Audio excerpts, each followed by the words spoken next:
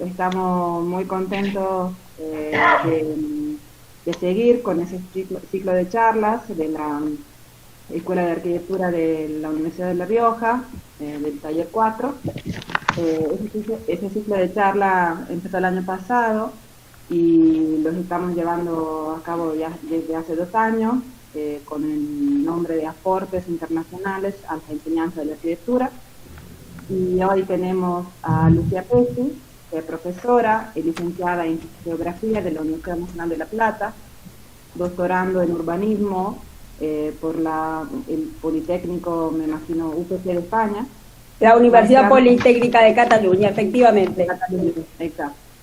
Magistrando en Desarrollo Sustentable por la FLACAM, y es vicepresidente de la Fundación CEPA, Centros de Estudio y Proyectos del Ambiente, y directora consultora CEPA.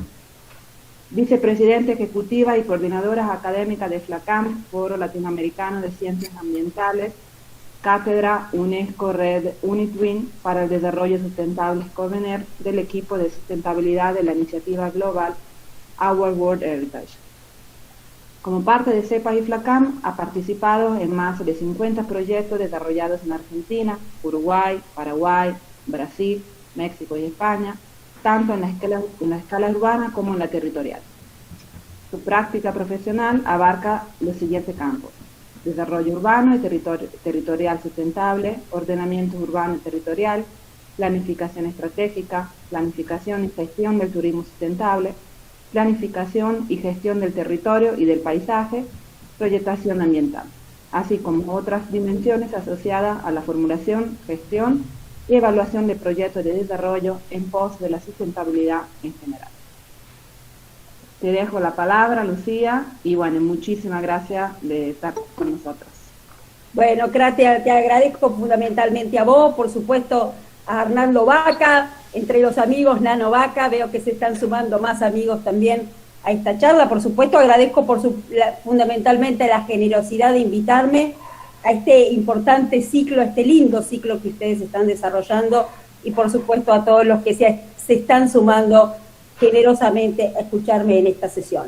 Bueno, como dijo Katia también, vale el agradecimiento, porque ante todo no soy una arquitecta, a pesar de que trabajo con arquitectos hace 32 años, hija de un gran arquitecto, soy fundamentalmente geógrafa, magíster en desarrollo sustentable, estoy terminando mi doctorado en urbanismo, pero mi área de expertise, fundamentalmente, como lleva el título de esta charla, tiene que ver con el paisaje fundamentalmente. Para esta sesión he elegido el título de Paisaje y Genius Loci, la fuerza de los paisajes cotidianos, así que si les parece bien vamos a adentrarnos en esta charla. Y por supuesto luego de mi intervención entiendo que Katia o Nano abren el debate a las preguntas de todos ustedes, que creo que va a ser el espacio más rico de intercambio. Bueno, Nano, por favor, confirmame si se ve bien, ¿sí, no? Se ve muy bien, sí, sí. Bueno, perfecto, entonces vamos a empezar a adentrarnos. Como les decía, he elegido también un tema específico que tiene que ver con la reivindicación del paisaje y la fuerza, le llamo yo, la fuerza de los paisajes cotidianos. Podríamos haber elegido otro tema, incluso van a ver que en las últimas placas de esta conferencia también introduje algunas recomendaciones que tienen que ver con el movimiento de nuestro patrimonio mundial que estamos liderando como FLACAM, y yo particularmente, el equipo de sustentabilidad del movimiento global de nuestro patrimonio mundial, pero particularmente en esta sesión hemos elegido la reivindicación del paisaje y de lo que ya vamos a ver, de qué se trata esto del genius loci o el alma del lugar, pero la reivindicación en el valor de los paisajes cotidianos, aquellos paisajes que disfrutamos y que valoramos y que muchas veces también sufrimos todos los días.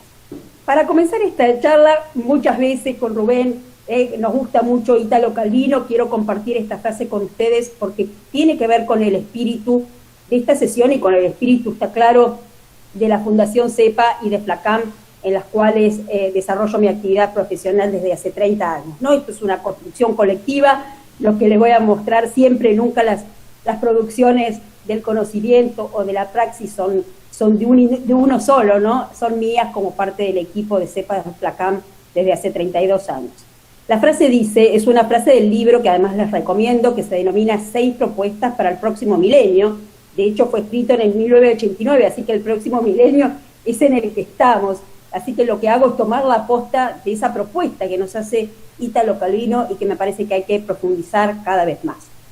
En la frase dice, lo pueden leer, en los momentos en el que el reino de lo humano me parece condenado a la pesadez, y creo que el momento actual, la pandemia del COVID-19 que estamos viviendo, creo que todos estamos padeciendo o nos sentimos condenados a una especie de pesadez, pienso que debería volar como Perseo a otro espacio. No hablo de fugas al ensueño o a lo irracional, no. Quiero decir que he de cambiar mi enfoque, he de mirar al mundo con otra óptica, otra lógica, otros métodos de conocimiento y verificación.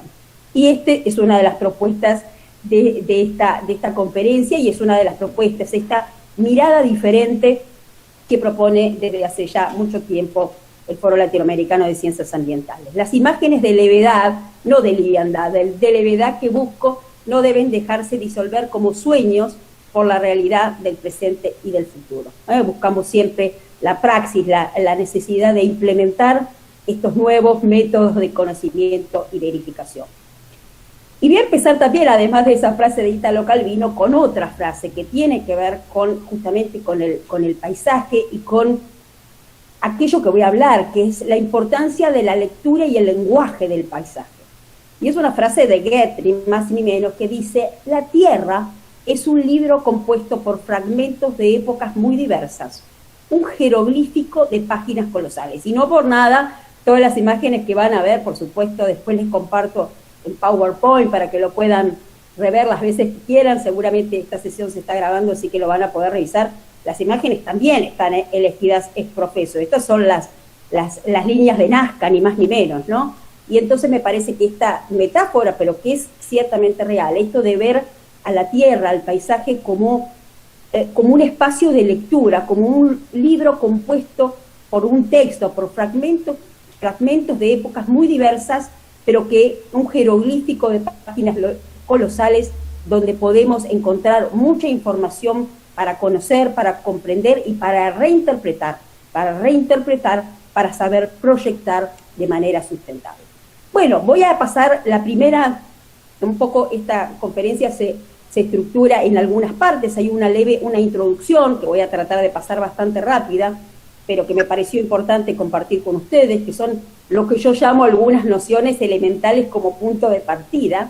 Luego nos vamos a adentrar particularmente en el concepto de paisaje cultural como mirada integradora, también introduciendo el enfoque teórico-conceptual del paisaje urbano histórico como una nueva mirada para las ciudades, la noción de paisaje, lugar y genius loci, o espíritu del lugar, que es lo que lleva el título de esta conferencia, para adentrarnos a la segunda parte, pero la primera es esencial para entender justamente qué queremos decir cuando hablamos de paisaje. En la segunda parte nos vamos a adentrar justamente al subtítulo de la conferencia, que es el valor de los paisajes cotidianos y el desafío de su reconocimiento legal.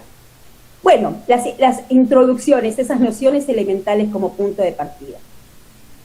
Creo profundamente que hay una ética y una estética en pos de la sustentabilidad. La sustentabilidad, sin dudas, supone una dimensión y revisión ética profunda. Pero quien suscribe, o sea, yo y por supuesto FLACAM, como tantos otros, consideramos que también requiere visibilizarse y revalorizarse en su propia dimensión estética, aludiendo por ello a su expresión tangible y visible en el paisaje. El Convenio Europeo del Paisaje, declarado en el año 2000, nos dice, ya vamos a adentrar después un poco más a esto del Convenio Europeo del Paisaje, nos dice que todo es paisaje. Y yo me atrevo a decir que todos somos paisaje. Nos dice el Convenio Europeo del Paisaje que todo es paisaje y que el paisaje es de todos. Y yo me atrevo a ir un poco más allá diciendo, todos nosotros somos parte de ese paisaje. Con esto, el Convenio Europeo del Paisaje se refiere al reconocimiento de la belleza del paisaje como un valor que todo el mundo tiene derecho a disfrutar, al que Víctor Hugo, ya en 1825, manifestaba en la cita que decía, el uso pertenece al propietario, la belleza a todo el mundo. Esto lo reivindica el Convenio Europeo del Paisaje y para aquellos que no lo conocen les recomiendo leerlo, ha sido un hito, un antes y un después en la temática del paisaje propiamente dicho.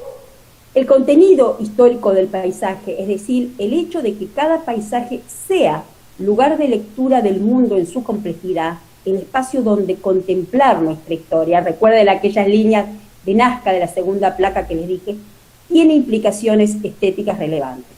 Como ha señalado Venturini y Ferraiolo, van a encontrar varias citas, pero esto es para adentrarlos en otros textos que les recomiendo realmente leer.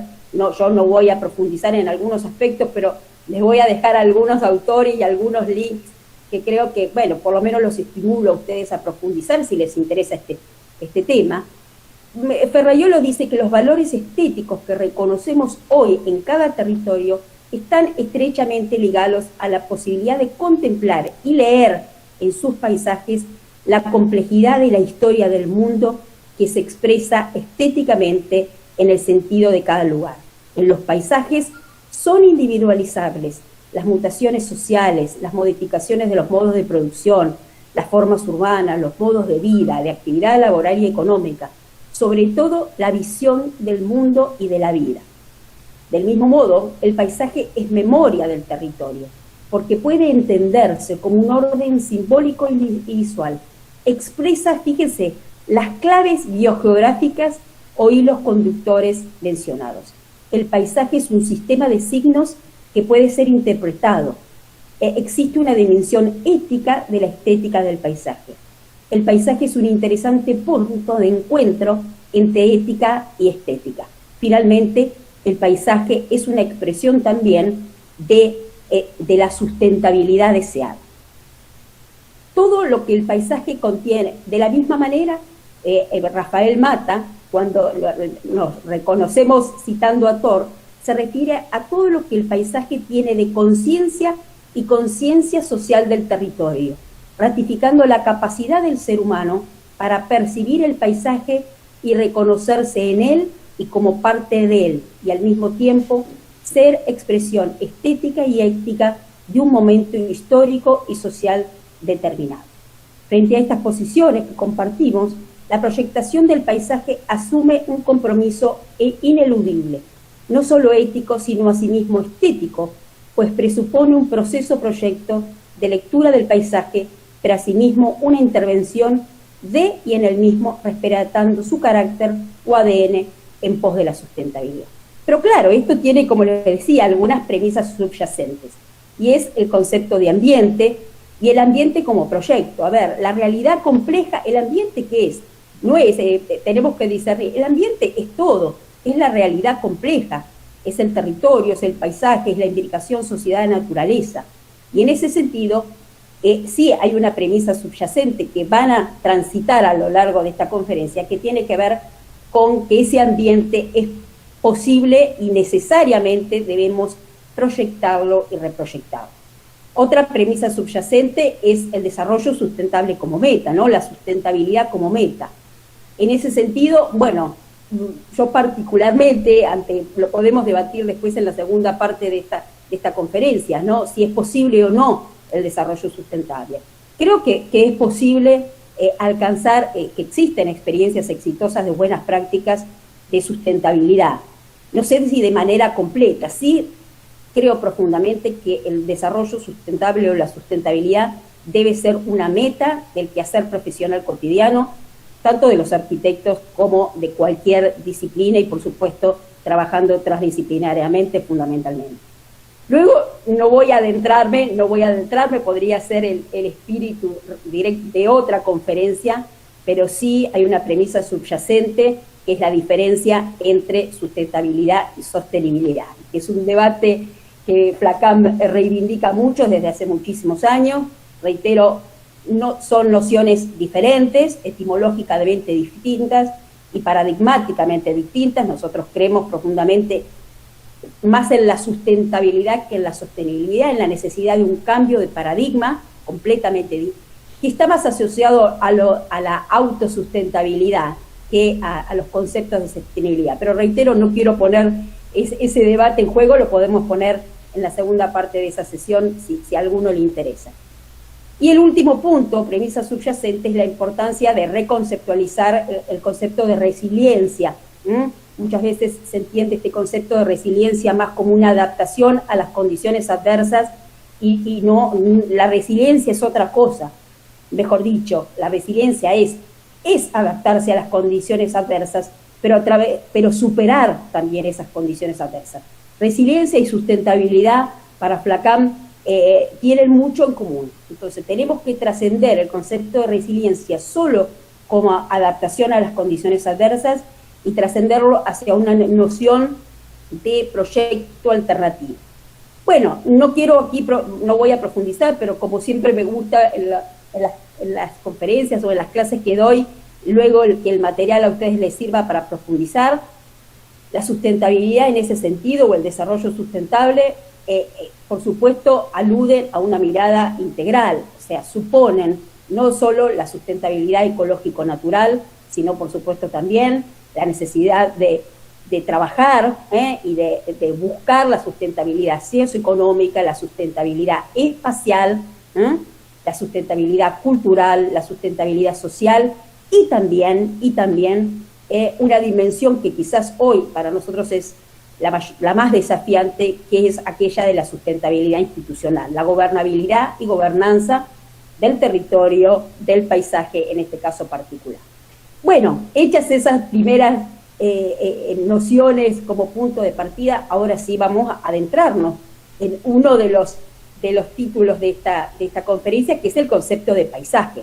Por supuesto, para aquellos que trabajen en la temática del paisaje, les pido mil disculpas porque por ahí estaremos repasando algunos conceptos. Para aquellos que no, esta dimensión sea más nueva, ojalá esta conferencia pueda aportarles algunas nociones interesantes y nuevas. Bueno, primero empezar por la diferencia entre espacio, territorio y paisaje. No son los mismos. Yo lo voy a decir muy sintéticamente en función también del tiempo que tenemos.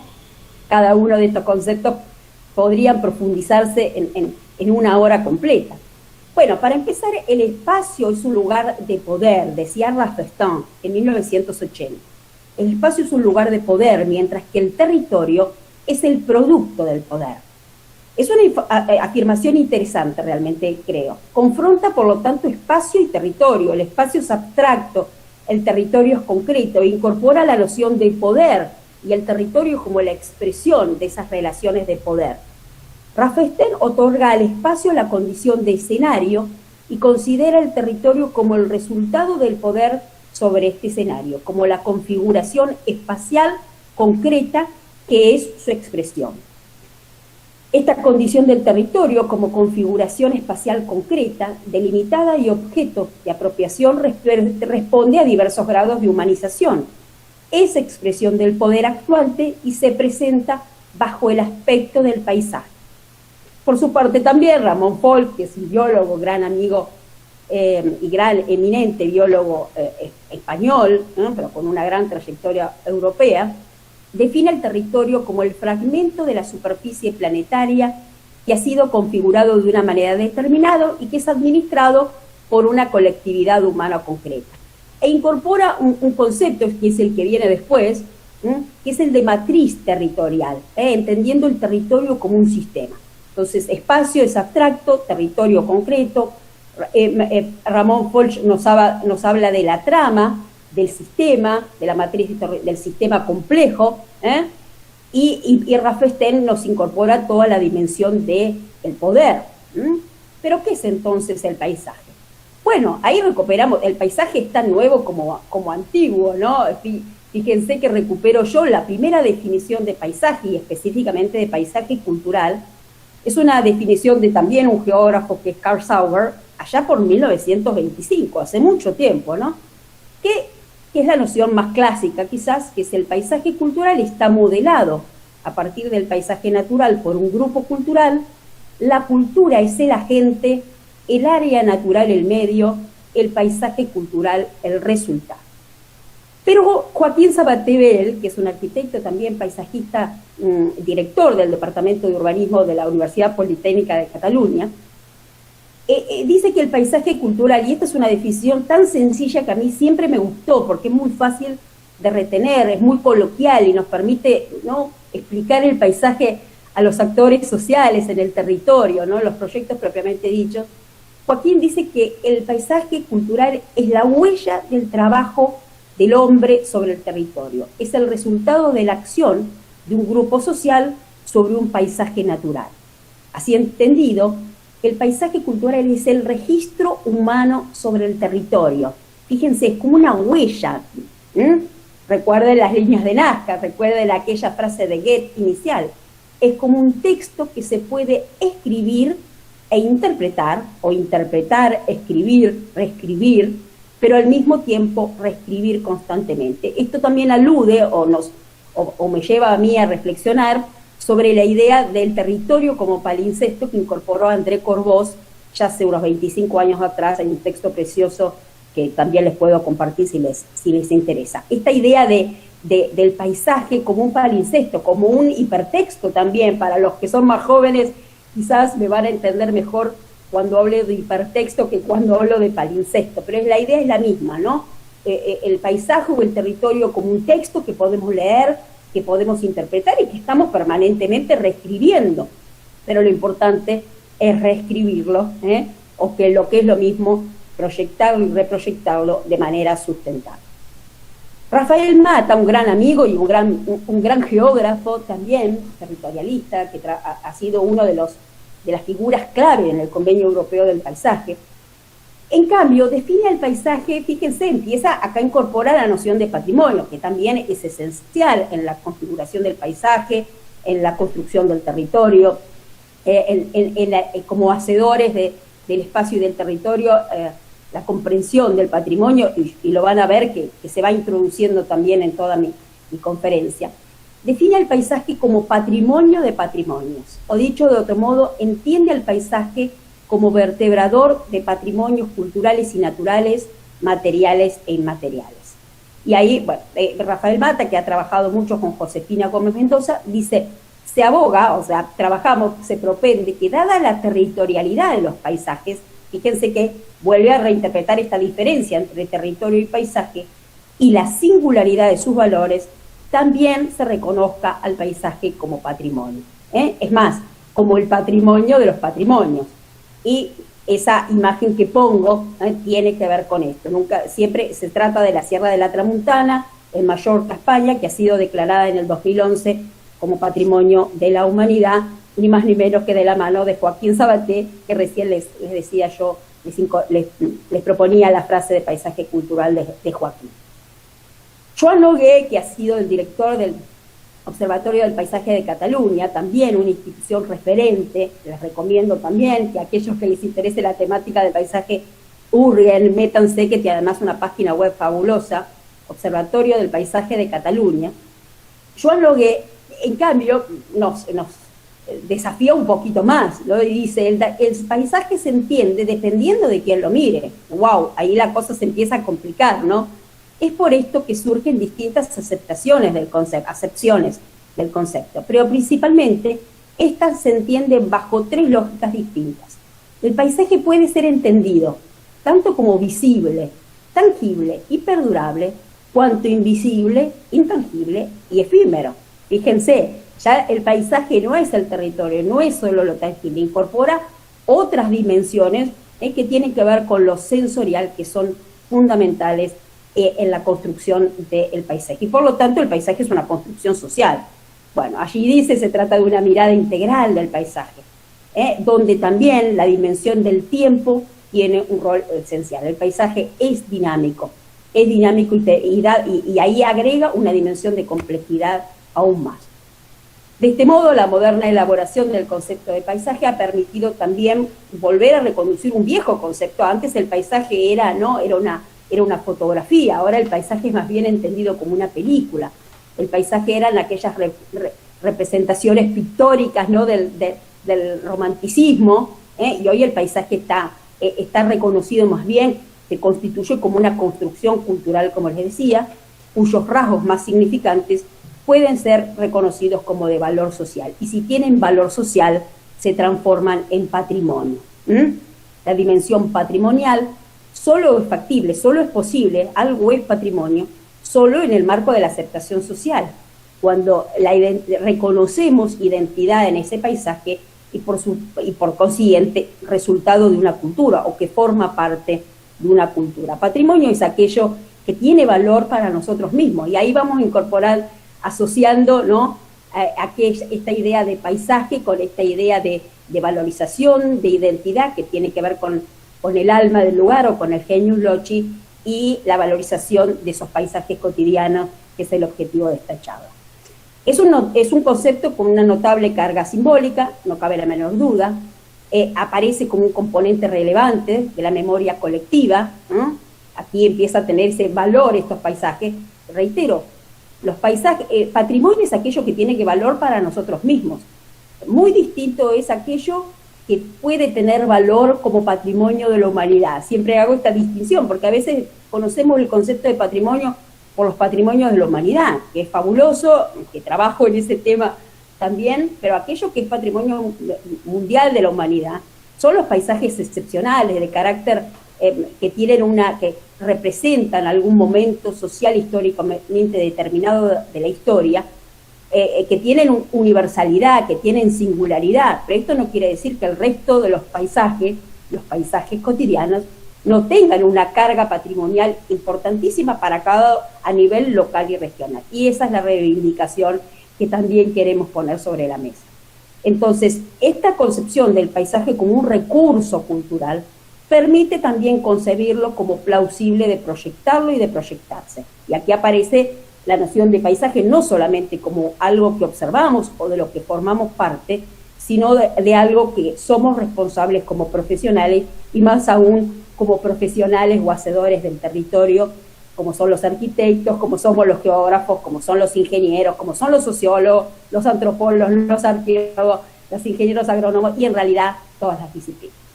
Por supuesto que, como les decía recién, me anticipo por ahí alguna de las plaquitas, reconocido también como una categoría patrimonial de la UNESCO, es sin duda uno de los conceptos más controversiales, por su diversidad de definiciones, pero también creo más interesantes y desafiantes para comprender y repensar las ciudades y el territorio.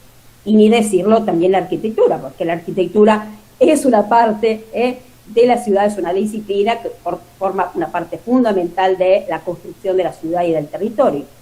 El patrimonio y los paisajes, hablo yo, en su tienen una triple función.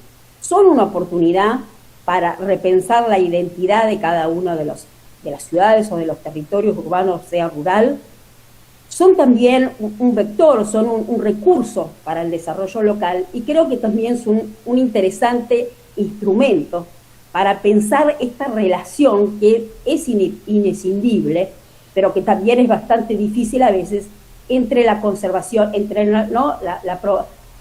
la conservación y puesta en valor y la promoción del desarrollo, ¿no?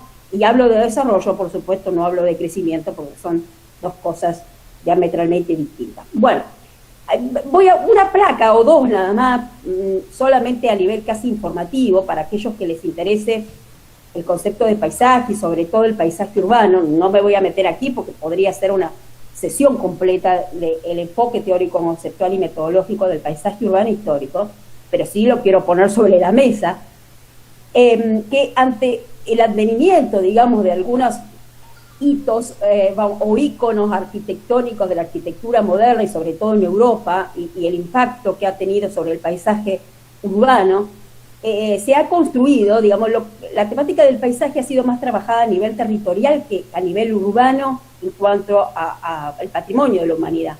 Y ha surgido, mejor dicho, ha sido aprobada en el año 2011 una nueva recomendación, que es la del paisaje urbano histórico, que la UNESCO incorpora, ahí dice justamente, la UNESCO incorporó una trascendente recomendación en sus amplios programas de patrimonio, creando la figura concreta del paisaje urbano histórico, entendido como una zona urbana resultante de una estratificación histórica de valores y atributos culturales y naturales, lo que trasciende la noción de conjunto centro histórico para abarcar el contexto urbano general y su entorno geográfico, en el entendido de que esos centros históricos no pueden entenderse como solos, que las ciudades son dinámicas, y aquellos, reitero, no voy a profundizar en esta línea, pero que les interese justamente las nuevas aportaciones teórico-conceptuales vinculadas a la lectura del paisaje urbano, les recomiendo la lectura de esta recomendación, que básicamente tiene que ver con esta mirada integral y sistémica que yo les estoy contando. Para algunos, como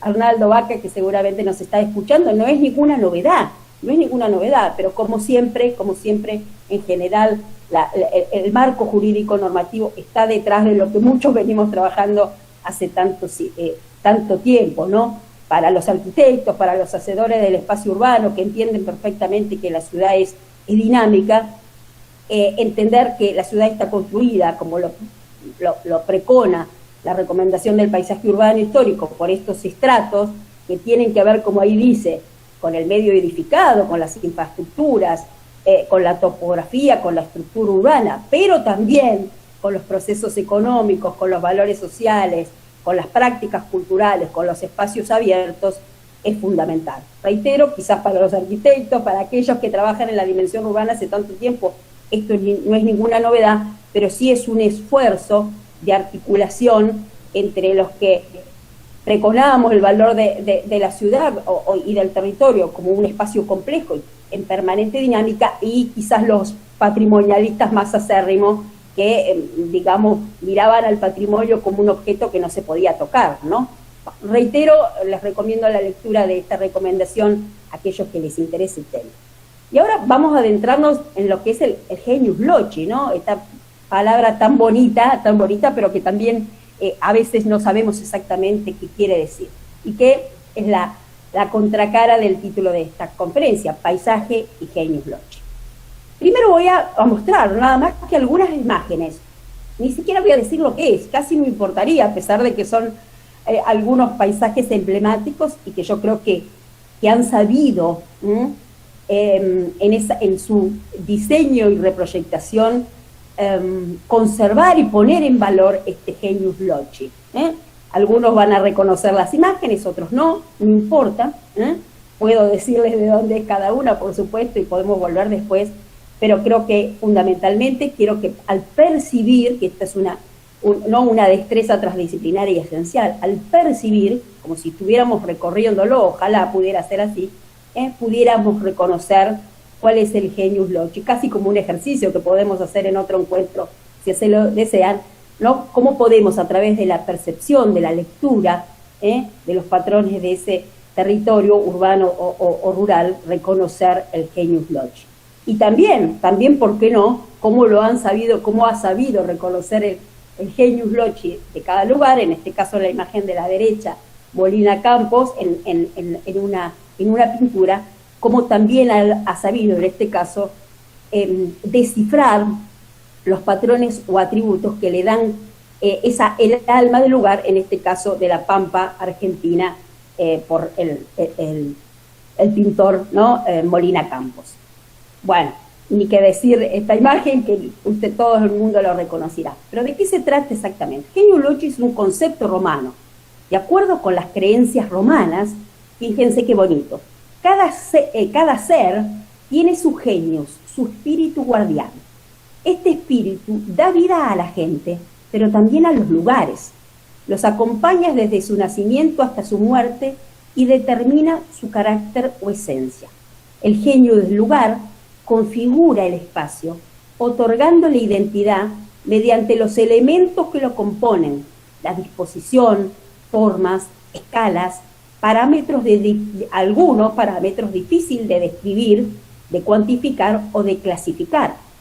Bueno, la complejidad de las combinaciones hace que la cantidad de información sea tal que la percepción se realiza sobre todo con la intuición y las sensaciones. A veces no sabemos descifrar exactamente cuál es el alma, pero el desafío creo que está ahí.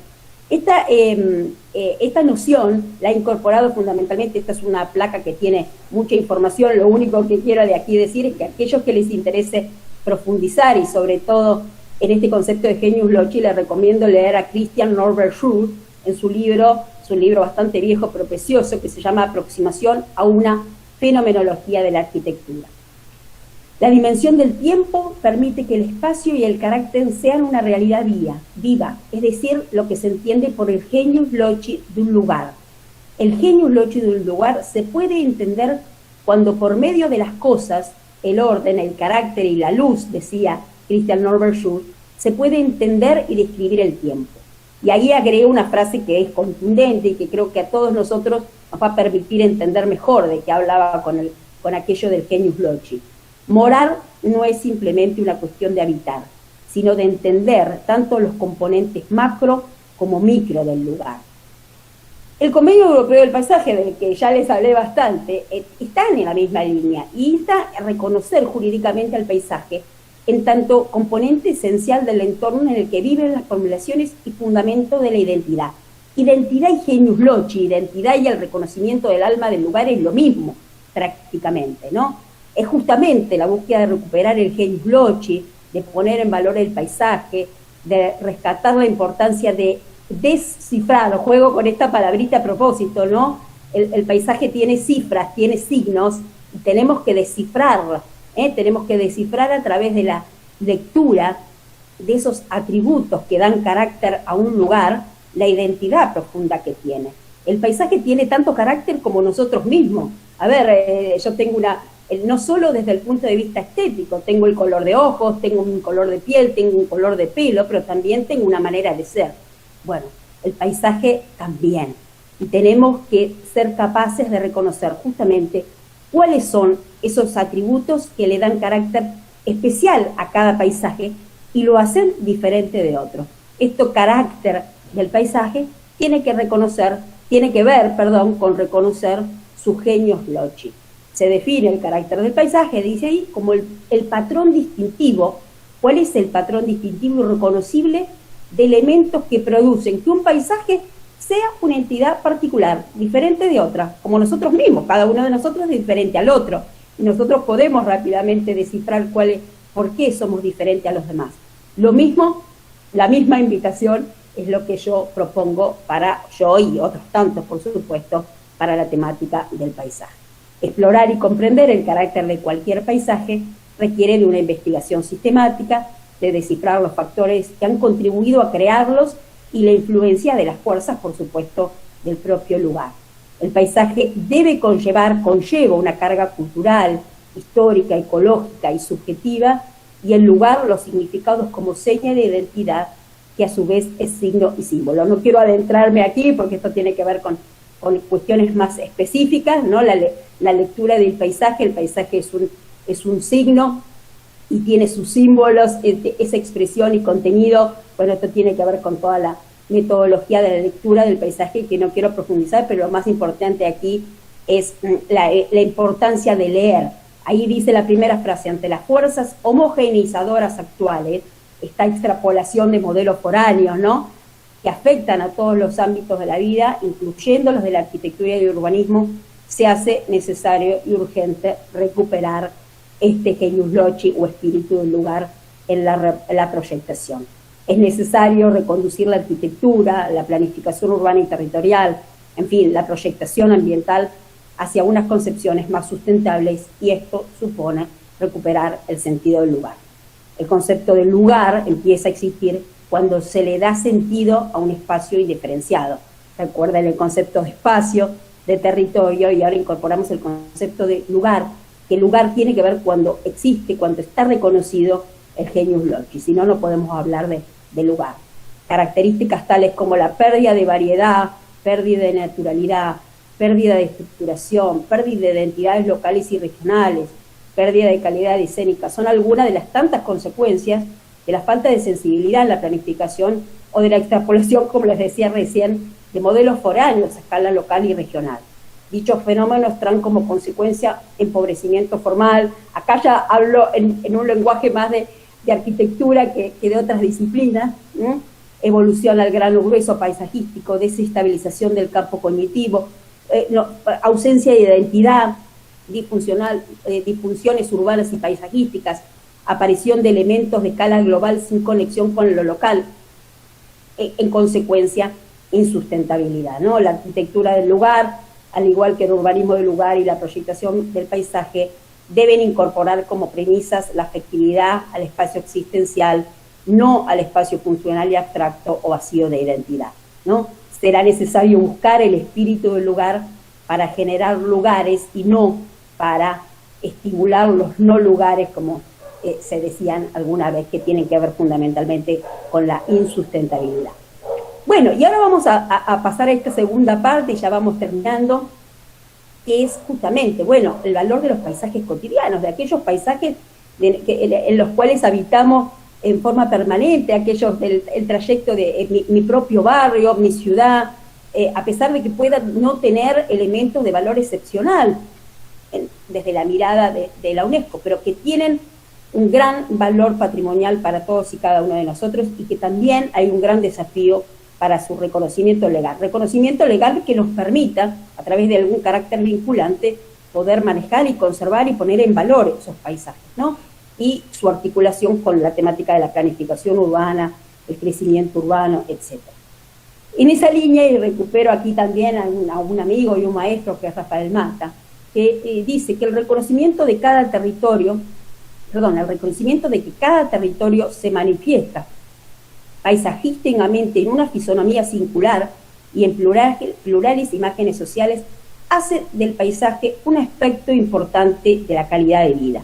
El paisaje forma parte de la calidad de vida de todos y cada uno de nosotros, por lo tanto es trascendente. El paisaje es, ante todo, resultado de la acción sensible, habíamos dicho, de los seres humanos con su entorno percibido. El paisaje es también un elemento de identidad territorial y manifestación de la diversidad del espacio geográfico que se hace explícita en la materialidad de cada paisaje. Es un patrimonio valioso y difícilmente renovable. Desde el punto de vista de la acción pública, el entendimiento territorial del paisaje implica un compromiso político con todos los paisajes, con los más notables, singulares o exóticos, con los patrimonios de la humanidad. A nadie le cabe la menor duda eso, pero también con los paisajes más habituales, con los paisajes rurales, con los periurbanos, que son un gran desafío, con ese amplio repertorio, decía de Warrat, de paisajes ordinarios, que es un término que a mí no me gusta, por eso hablo de paisajes cotidianos, como lo llamó, de Rawat, como le decía, habla de paisajes ordinarios, a mí me gusta hablar de paisajes cotidianos, que constituyen finalmente el marco de la vida diaria de todos y cada uno de nosotros. De ahí dice que no pueda disociarse la salvaguarda de los valores del paisaje del gobierno del territorio. Aquí aparece el compromiso de la planificación del paisaje y de la importancia de generar instrumentos vinculantes para el ordenamiento del territorio. De ahí también la importancia para el futuro de los paisajes de la incorporación de criterios y objetivos paisajísticos en la planificación territorial y en el urbanismo. Ahí dejo algunas citas de donde extraigo estas citas que corroboran algo en el que venimos trabajando hace muchísimos años, como les digo siempre, desde CEPA y desde FLACAM. Por supuesto, compartimos esta mirada de Rafael Mata y por supuesto propendemos o estamos trabajando intensamente para la conservación impuesta en valor de todos los paisajes, incluso de estos que denominamos paisajes cotidianos, y ahí dice la frasecita por ahí. De hecho, en la trayectoria de CEPA y FLACAM, la mayoría de los proyectos que desarrollamos tienen que ver en esto que podemos llamar paisajes cotidianos. También hemos trabajado en sitios de patrimonio mundial, pero aquí la pelea o el desafío mayor, los patrimonios de la humanidad ya están reconocidos legalmente, y por eso ahora el desafío que proponemos es también trabajar intensamente para los otros paisajes que tienen tanto o más valor que los patrimonios de la humanidad. Bueno, en esta línea está el Convenio Europeo del Paisaje, con aquello de que todo territorio es paisaje, de que cada territorio se manifiesta en la especificidad de su paisaje, independientemente de su calidad o el aprecio que merezca. De hecho, lo que vale es el aprecio de cada uno de nosotros. La política de paisaje que el convenio preconiza incumbe además a todo territorio, a cualquier parte del mismo. Estas son expresiones que están en el mismo Convenio Europeo del Paisaje. De ahí reside, de hecho, la mayor innovación que ha tenido el Convenio Europeo del Paisaje, en el que trasciende los valores de los paisajes excepcionales y sienta las bases para este reconocimiento de los paisajes culturales también desde un punto de vista jurídico, ¿no? La importancia también de trabajar por la calidad paisajística en todos los territorios y también en aquellos periurbanos que quizás son los más desafiantes por esta presión, ¿no?, del mercado inmobiliario de crecimiento urbano. Bueno, aquí no está más que reivindicar una vez más esta noción de paisaje que tiene que ver mucho más que trasciende el territorio y que tiene que ver mucho con la percepción multisensorial. Esto, claro, lo hace mucho más difícil de construir estos criterios, ¿no?, de manejo paisajístico, porque el paisaje es el territorio percibido, con toda la complejidad también psicológica, psicosocial, ¿no?, que tiene, que está incorporada. Algunos hasta llegan a decir, ¿no?, que existen infinidad de paisajes en un mismo territorio. Bueno, y como les decía antes, no quiero adentrarme en esto, pero a aquellos que les interesa les puedo después hacer algunas recomendaciones en todo el significado y las estrategias metodológicas para reconocer en el paisaje un signo, una señal, un significante. Esa expresión y contenido es un diálogo permanente, el entender al paisaje como un lenguaje que puede leerse, interpretarse y proyectar constantemente. Bueno, no quiero profundizar en esto porque puede ser un poco más complejo para los que nos acompañan hoy. Bueno, dicho esto, bueno, la apertura de la consideración paisajística. Aquí el desafío mayor es entender que abrir la consideración paisajística de lo elitista a lo democrático. O sea, no solo el paisaje, o debemos conservar y poner en valor aquellos paisajes que son patrimonio de la humanidad, a pesar de que es trascendente también, y lo van a ver en la última parte de mi clase, sino abrir la consideración del paisaje a todos los paisajes. Y una consecuente, como dice ahí, valorización de los paisajes cotidianos, no solo como signos del desarrollo contemporáneo de una comunidad humana que expresa en ellos su secular inteligencia compartida y en los que se enlazan estética, ética, política, sino también como un patrimonio, entendidos como los reconocimientos sociales de unos valores como herencia comunitaria. Patrimonio y paisaje comparten así el carácter de conceptos complejos y por lo tanto pertenecen todos al disfrute. Todos tenemos el derecho a disfrutar de los paisajes que nos acompañan. Bueno, desde el punto de vista metodológico de FLACAM tenemos una forma de abordarlo a través de algunas dimensiones que algunos de los que nos están escuchando seguramente conozcan muy bien. A los fines analíticos, la morfogénesis del paisaje o la lectura puede abordarse a través de algunas dimensiones que nosotros ponemos énfasis, solo a los fines analíticos, porque la realidad es compleja. Allí hablamos de la lectura de la ecoforma, de la socioforma, la econoforma, la psicoforma y la tecnoforma, pero también la importancia de las formas de gestión y la de la dimensión del tiempo. Caracterizar el paisaje a través de las dimensiones que recién les nombré, como ecoforma, socioforma, psicoforma, nos permiten comprender sistémicamente sus características originales, descifrar su ADN como si fueran, ¿no?, los atributos que le dan carácter como tal, pero fundamentalmente para poder proyectar el paisaje presente y futuro en clave de sustentabilidad. A modo de conclusión, y ya voy terminando, quiero compartirles algunas de las conclusiones. En diciembre del 2019 FLACAM cumplió 30 años, ya pasaron 2 años, por eso después aparecen aquí también las recomendaciones del equipo de sustentabilidad de OWDH, pero preparando esta conferencia no pude dejar de poner también estas conclusiones del Congreso Sur-Sur, nuestras propias soluciones, congreso que llevamos adelante, reitero, en el 30 aniversario de FLACAM. Allí se congregaron más de 150 personas en 6 ejes temáticos. El eje temático de paisaje y sustentabilidad llegó a estas conclusiones que tienen que ver también, que tienen que ver con el paisaje y tienen que ver con los paisajes cotidianos, por eso lo traigo. Y les comparto las conclusiones. Dicen, reconocer la importancia de los paisajes invisibles y cotidianos, perdón, ahí está mal escrito, pero de gran valor y su necesidad de hacerlos visibles por medio de la legibilidad, ponerlos en debate, y agradezco este espacio porque es una forma de hacer visibles los paisajes cotidianos que muchas veces son paisajes invisibles.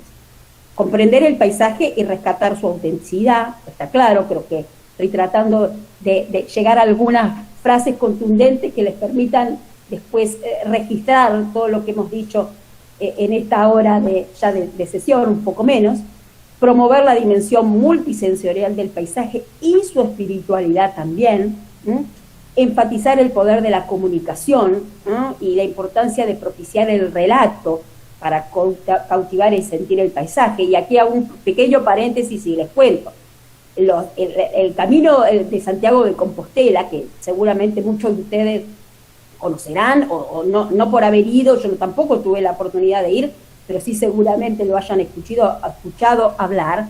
De hecho, es un invento, es un excelente invento, es la construcción de un relato de paisaje.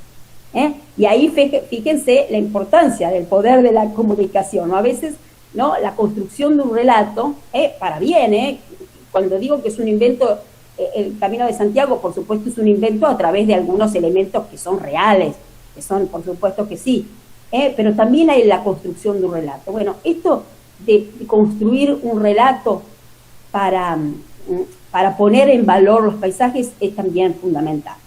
Bueno, lo que ya veníamos hablando y lo he reiterado varias veces, reconocer el derecho de todos al disfrute del paisaje, está claro, y de todo tipo de paisajes, resignificar nuestro compromiso cotidiano en pos de una nueva sociedad con adaptabilidad y resiliencia, propiciar la modelación de experiencias colectivas e individuales asociadas al turismo. El turismo es una gran oportunidad, la recreación, la educación, el turismo, una gran oportunidad para poner en valor el paisaje, los paisajes cotidianos, quiero decir. Por supuesto, enfatizar esta cualidad de continuidad que tiene el paisaje, no solo física, sino también temporal. La consideración del concepto de microrregión como una escala de gestión muy apropiada, ¿no?, para la gobernanza del territorio y el paisaje. Esto ha sido una aportación de Enrique Miura, algunos de los asistentes a esta conferencia seguramente es uno de nuestros líderes de FLACAM también. Y por supuesto, esto que les vengo tratando yo de reivindicar a través de toda esta charla, ¿no?, que es la importancia de leer el paisaje para poder comprenderlo, para poder descifrar sus atributos y su carácter, pero no solamente para contemplarlo, sino para poder entenderlo, para reproyectar el paisaje respetando su ADN, lo cual supone entender en las 4 dimensiones estas de la ecoforma, la socioforma, comprender el ambiente en toda su complejidad. Y finalmente, concluíamos allá por el 2019, se enfatiza como propuesta elevar a la UNESCO la necesidad de que los paisajes cotidianos también puedan ser reconocidos bajo alguna figura particular, ya se verá convenientemente, que permita darles un marco de resguardo que propicie su conservación y puesta en valor.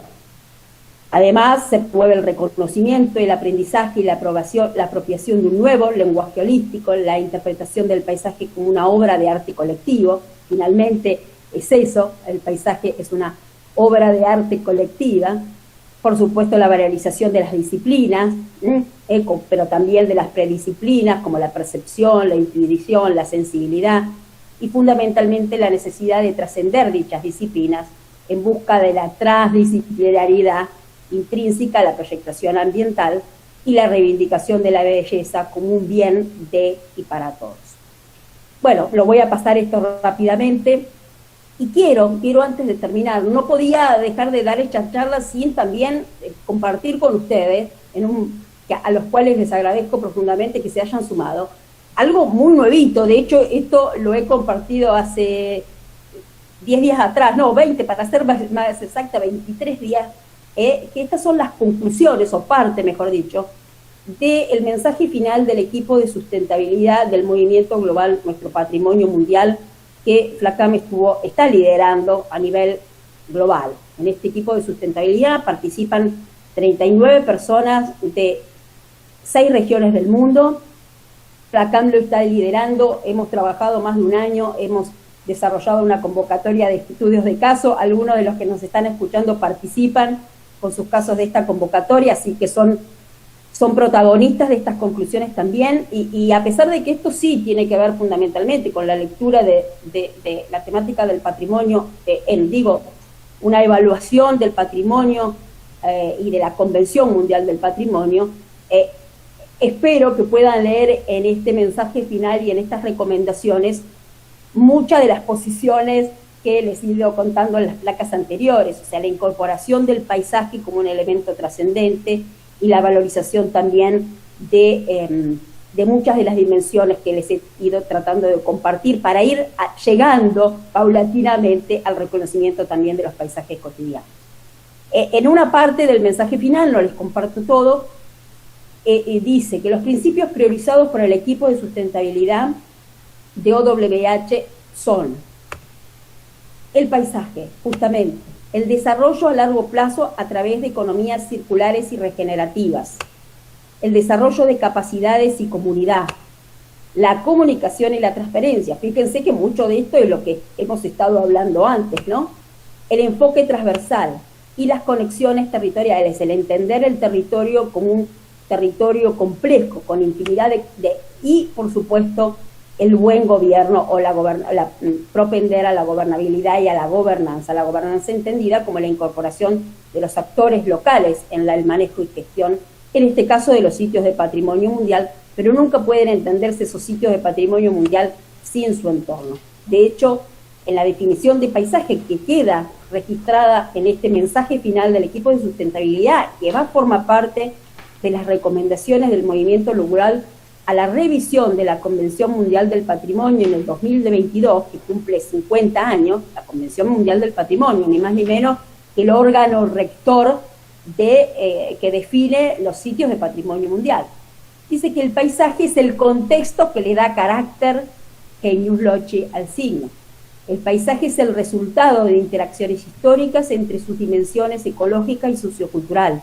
El paisaje no es solo el gran patrimonio de todos los patrimonios, es también el contexto territorial del sitio patrimonial y la expresión existencial de su cultura. Las declaraciones de valor universal excepcional, aquí sí estamos hablando de Convención Mundial del Patrimonio, de patrimonio fundamental, deben reconocer el continuo cultura-naturaleza e incluir el paisaje alrededor del sitio seleccionado. Esto que para algunos de ustedes puedan decir que esto es una obviedad, sí, pero esto no está así en la Convención Mundial del Patrimonio de 1972 y es un aporte trascendente, reitero. Han pasado 50 años, el mundo ha cambiado, como digo yo, y esta noción de la incorporación del paisaje en la Convención Mundial del Patrimonio es un elemento quizás obvio, pero necesario y urgente de que quede fijada en la Convención. Los principios globales recomendados por el equipo de sustentabilidad, que de alguna manera también verán que van recuperando muchas de las cosas que estuvimos hablando. Uno de los principios globales recomendados son las políticas integrales y dinámicas. La gestión sustentable del patrimonio es un proceso multidisciplinario y dinámico que muchos países han colocado en el centro de sus políticas para su protección y conservación integral de su patrimonio natural y cultural, especialmente mediante el establecimiento de normas para el desarrollo de políticas, asistencia, protocolos e intervenciones técnicas adecuadas. Políticas integrales y dinámicas es uno de los principios globales. Soluciones de base local. Los desafíos económicos, sociales, culturales y ambientales que enfrentan las regiones globales y el mundo en general no encontrarán una solución duradera si no se plantea a nivel de los territorios locales y las sociedades que allí operan. Fomento de la capacidad horizontal, ni siquiera tengo por qué leer todo eso, creo que entienden la transformación, como decimos en Placam desde hace muchos años, la transformación de los actores en autores, la importancia del capital social y del involucramiento de las comunidades locales en el manejo y gestión del territorio y del paisaje. El patrimonio y el desarrollo holístico, ¿no? La necesidad de esta mirada integral y sistémica que es clave para entender el paisaje. Debe apoyarse la tendencia ascendente observada en muchos países para colocar el patrimonio en el centro de las estrategias y los problemas de desarrollo. Las reflexiones sobre planificación urbana, turismo sustentable, mejora de la calidad de vida, desarrollo económico y cohesión social no pueden ni deben desconectarse de las políticas y estrategias patrimoniales y paisajísticas. El trabajo realizado en los últimos años ha revelado, quiero aclarar que esto también es el resultado de una convocatoria de estudios de caso. Hemos recibido 134 casos de estudio y hemos hecho un proceso de evaluación por ahora con 51 y ahora a partir del 1 de septiembre con 70 casos de estudio más en 45 países del mundo. y hemos llegado a una de las conclusiones que los países que han logrado poner en valor su patrimonio han adoptado, de hecho, un conjunto de buenas prácticas y métodos que se basan fundamentalmente en nuevos modos de gobernanza participativa y colaborativa.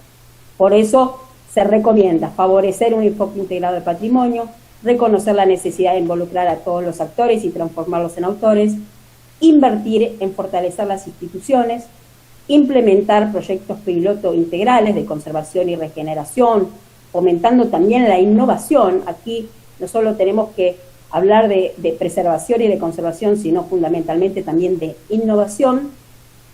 Y finalmente, profundizar, por supuesto, la integración natural y cultural, tangible e intangible, fortalecer redes de experiencias, laboratorios y proyectos en red, incorporar la dimensión de la sustentabilidad al patrimonio del paisaje, abrir la perspectiva holística de la sustentabilidad también en el patrimonio mundial a los actores locales interesados y a la sociedad civil, introducir una nueva lista de criterios y herramientas de monitoreo, extender el territorio de conservación al paisaje. No podemos ver el objeto patrimonial en sí mismo, sino al paisaje.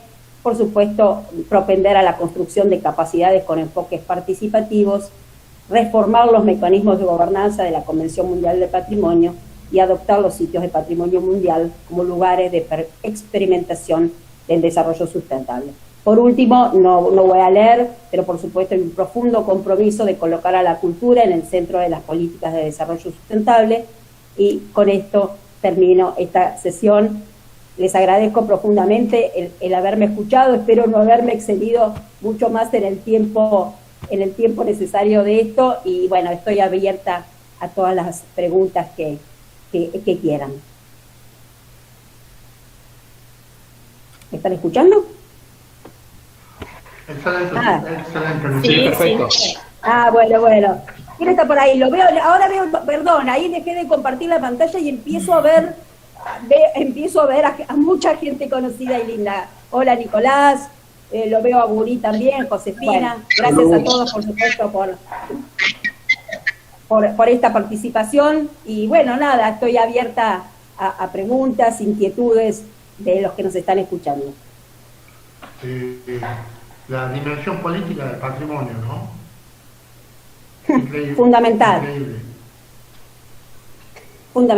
Fundamental. Creo que hoy día es el mayor desafío, Nano. Hoy día es el mayor desafío. Creo que desde el punto de vista profesional y técnico, y ni qué decir de los actores locales, ¿no?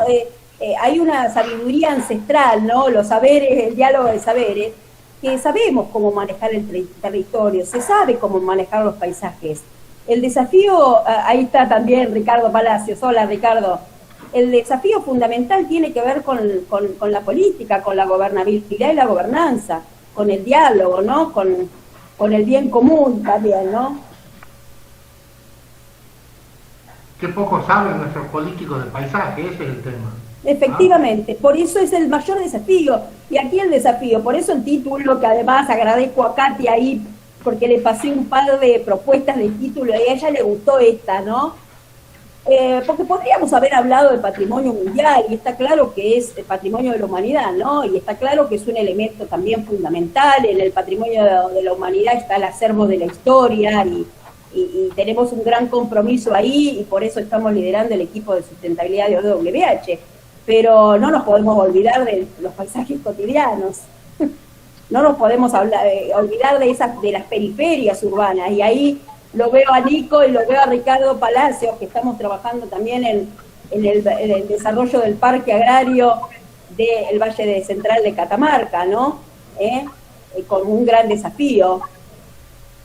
Hola, Lucía. Hola, Ricardo, ¿cómo te va? Bien, un placer estar acá contigo. Y bueno, agradecido realmente por tu brillante disertación, y sobre todo necesaria, muy necesaria, ¿no? Y me gustó este concepto de todos somos paisaje, ¿no? Y yo lo veo más bien como una expresión de deseo, y esto, sobre todo en el campo disciplinar de la enseñanza de la arquitectura, pareciera que paisaje y naturaleza es la otredad, que hay mucha persistencia en lo objetual, ¿no? Como centro, ¿no? de esa cosmovisión han desarrollado al amparo del antropocentrismo y del eurocentrismo. Y creo que el desafío cotidiano para los que estamos en la enseñanza de la arquitectura es revertir este patrón. Y lo otro que me pareció interesantísimo, este concepto de los paisajes cotidianos o paisajes ordinarios, ¿no? Y su relación con el genius loci. No siempre el genius loci se lo encuentra en la belleza, en las características del lugar, en lo simpático, en lo pintoresco, en lo bucólico, ¿no? Hay muy claros ejemplos, fantásticos ejemplos, en donde el genius loci aparece, ¿cierto?, en las extremas necesidades de los socialmente invisibilizados, como son los casos desarrollados por el arquitecto Jorge Mario Jáuregui en su plan Favela Barrio, ¿no? En donde la extrema carencia, la extrema pobreza, la extrema necesidad crea un nuevo paisaje, reinterpretando, ¿no?, dándole salida a toda esa otredad invisibilizada. Y hay otro ejemplo que me parece fantástico, se lo recomiendo, a lo mejor muchos lo conocen, es el plan desarrollado, el plan integrador desarrollado por Diego Francisquer en África, en donde él casualmente, ¿no?, utiliza este concepto que vos desarrollas al final de convertir a los actores en autores, en donde también en una tribu de extrema carencia, con personas con deficiencias alimentarias, desarrolla todo un plan integrador, alimentario, educacional, ¿no? Porque él es este arquitecto es el originario de la tribu y es la primera persona de la tribu que aprende a leer y a escribir, el primero que aprende, que tiene un título secundario, un título universitario, y es uno de los arquitectos más renombrados que recientemente ha sido reconocido por su intensa producción arquitectónica. No, por eso lo importante aquí es entender qué hablamos cuando decimos lo bello. Lo bello no significa lo perfecto, lo majestuoso, ¿no? Lo bello está en lo cotidiano, Lo bello está también en ese paisaje de la favela, que es propio. Entonces, ¿qué es la belleza, no? Primero, ¿no?, este concepto de belleza que no alude a la perfección estética. Ojo con esto, me parece importante reivindicarlo. Por eso esas dimensiones de la estética o del elemento visual con la ética, con lo social, con la sensibilidad, con lo propiamente intrínseco, ¿no?, del ser en sociedad, es fundamental el diálogo entre una y otra. Estética sola sin ética no alcanza, ética sin estética tampoco, en el sentido, ¿no?, de reivindicar.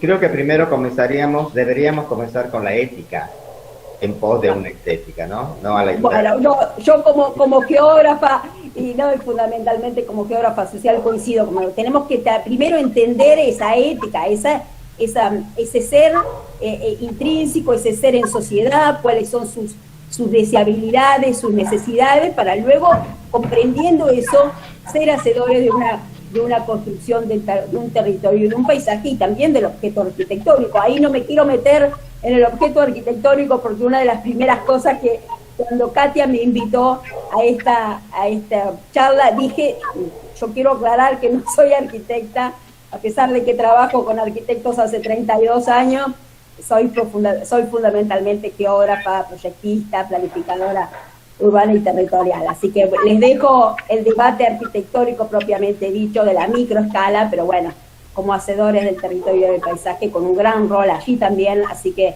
me alegro también que Katia haya dicho, no, queremos un geógrafo también en estos diálogos internacionales de aportes para la arquitectura.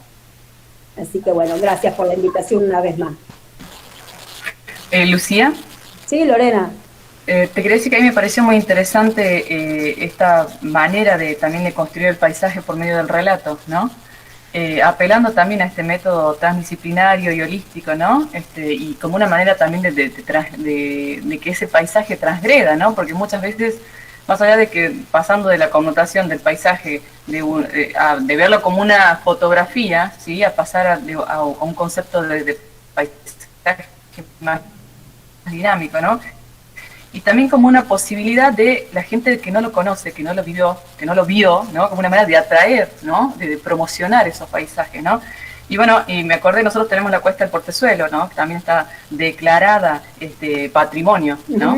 Y bueno, y de hecho tenemos una samba también que la describe, ¿no? Y también que cuenta, que relata este paisaje que tenemos nosotros, que es tan simbólico.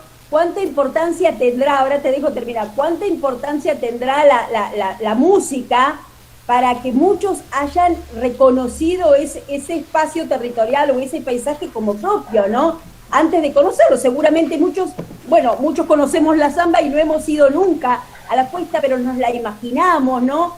Y ya es patrimonio de cada uno de nosotros. Esto tiene un valor fundamental. Sí. Ahí vemos, es un perfecto ejemplo, Lorena, me alegra que lo hayas puesto. Bueno, muchas gracias. Sí, precioso.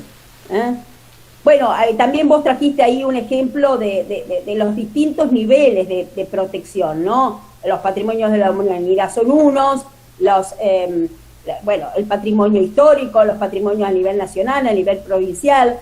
Aquí es importante, sobre todo, lo que decía yo, ¿no? Y la experiencia, por eso les decía, yo he aprendido mucho también, hace muchos años, ya 12 o más, del Observatorio del Paisaje de Cataluña y las cartas del paisaje, ¿no? ¿Cómo lograr que esto en América Latina todavía tenemos un gran camino, ¿no?, por recorrer? ¿Cómo generar un instrumento con vinculado al paisaje, al reconocimiento del paisaje, desde una mirada participativa? Las cartas del paisaje no son una lectura geomorfológica o de la flora y la fauna. Las cartas del paisaje del Observatorio del Paisaje de Cataluña son un instrumento construido participativamente y que han logrado muy inteligentemente que tengan un carácter vinculante con la ordenación del territorio. Son cartas del paisaje a nivel del gobierno de Cataluña y luego se han extendido a otros territorios de España también. Pero hoy cualquiera que quiera hacer una intervención urbana y territorial tiene que respetar los objetivos y alcance de esa carta del paisaje antes. Fíjense, creo que todavía en América Latina o en Argentina estamos muy lejos, ¿no? La presión urbana, lamentablemente, ¿no? Gana por sobre cualquiera de las dimensiones del paisaje. Bueno, esa es la batalla que estamos también, ¿no? Nicolás, Ricardo, bueno, Lorena también forma parte del Parque Agrario, y digo lo del Parque Agrario como tantas otras experiencias proyectuales, lo estamos trabajando ahora, no veo a todos en pantalla, lamentablemente, pero también lo estuvimos trabajando mucho con Guri Rossi, con Luis María Rossi en Pergamino, lo hemos trabajado en el curso de ciudad, con Josefina, que forma parte de OWH, es uno de los casos, Josefina Ocampo, la que veo en pantalla, y muchos otros.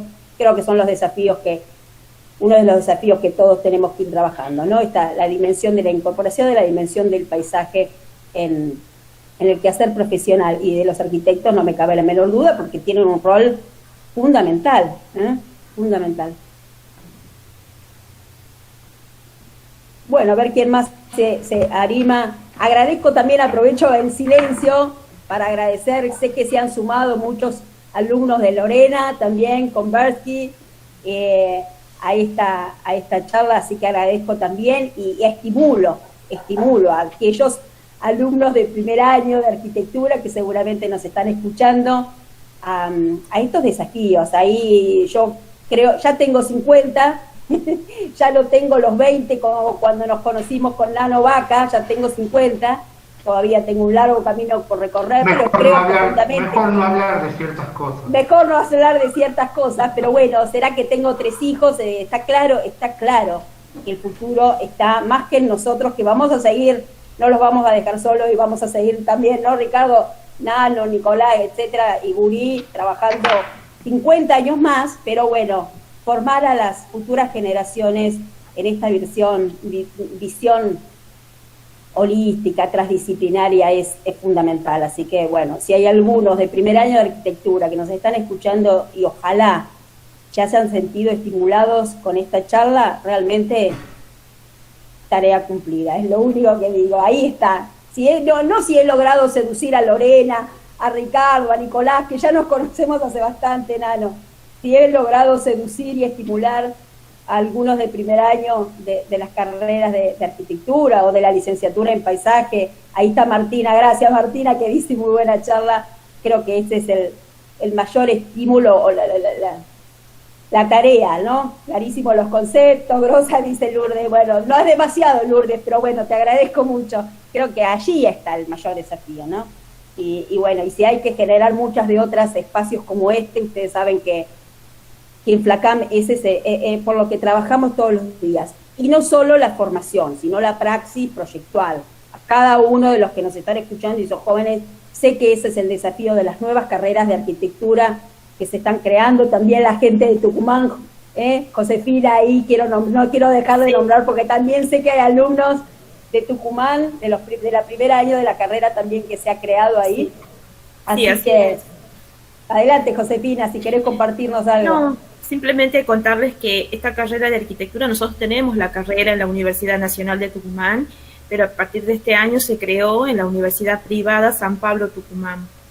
Y la carrera de arquitectura en la San Pablo tiene los pilares fundamentales de la sostenibilidad y la sustentabilidad dentro de su plan de estudios. Y también incluimos la accesibilidad y el patrimonio. O sea que vamos incorporando estos pilares para que esta carrera tenga una innovación con respecto a los otros planes de estudio de las carreras existentes, sin dejar de lado las materias obviamente obligatorias. Por supuesto, no, por supuesto. Me alegro mucho, Josefina. Mira, yo estoy acá con la carrera de arquitectura de Catamarca. Sí. Celebro la iniciativa porque estamos partiendo desde el mismo punto de partida. Bueno, Ricardo, si necesitas algo, después Lucía te puede pasar mi contacto. Sí, esto es un lindo encuentro también de la, no sé si bien llamado o mal llamada, no, porque tiene que ver con lo del genio Lochi, ¿no?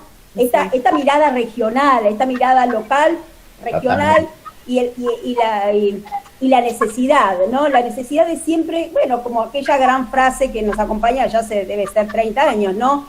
Pensar globalmente, actuar localmente, o pensar globalmente, y sabemos que esto trasciende.